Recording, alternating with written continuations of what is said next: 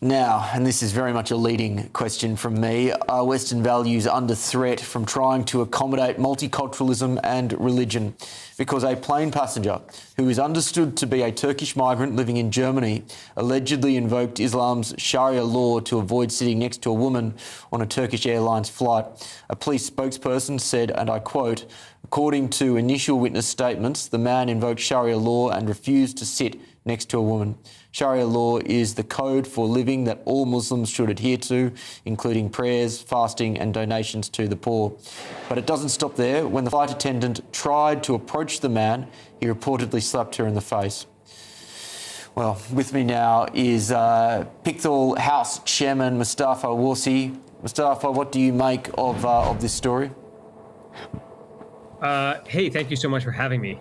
So, I think the story is just completely ridiculous. The fact that it gets any airtime at all, the fact that we're even indexing so heavily on it shows how far we've fallen as a civilization to a certain extent, as far as accommodating people's weaponization or instrumentalization of belief and differences in order to simply justify bad behavior.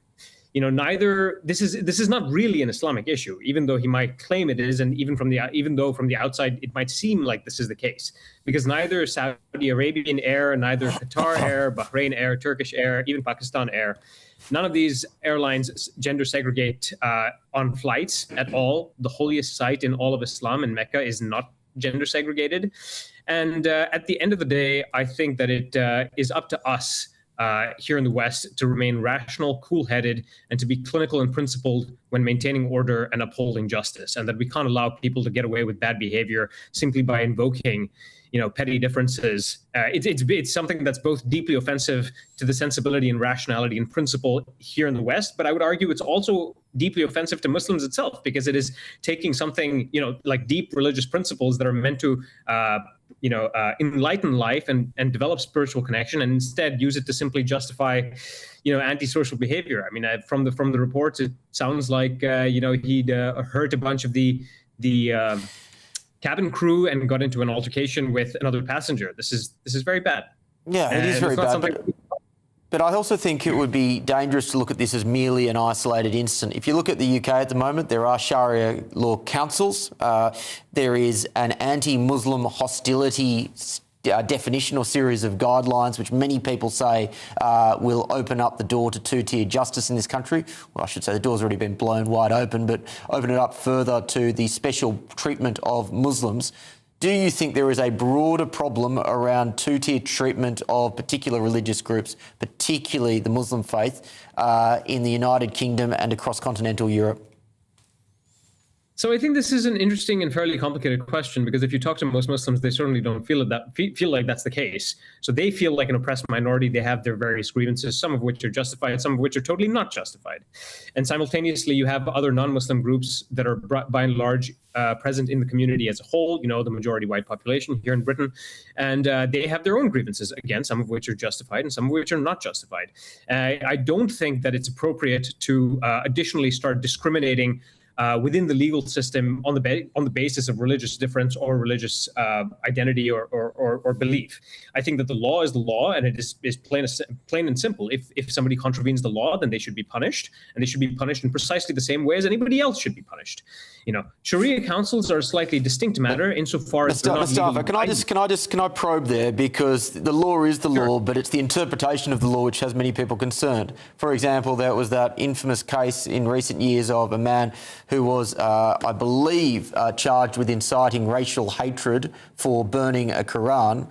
Do you think that burning a Quran should be legal in the United Kingdom?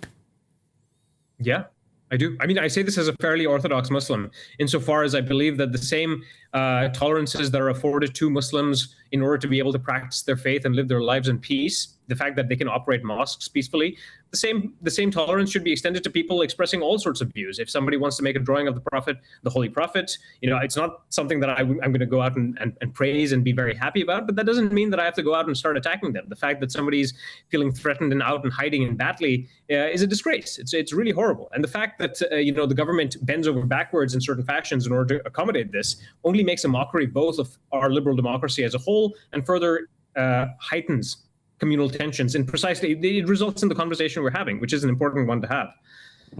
Yeah, I think they're wise. It makes sense. It's really a question of like maintaining a certain kind of principled commitment to liberalism. Yeah, and that's, to be honest, something which I think we don't hear as much as we should in this day and age. I absolutely concur, by the way. So I mean, a big part of the general project here is to ensure that, there's this sort of like trust gap between Muslims who feel like they're,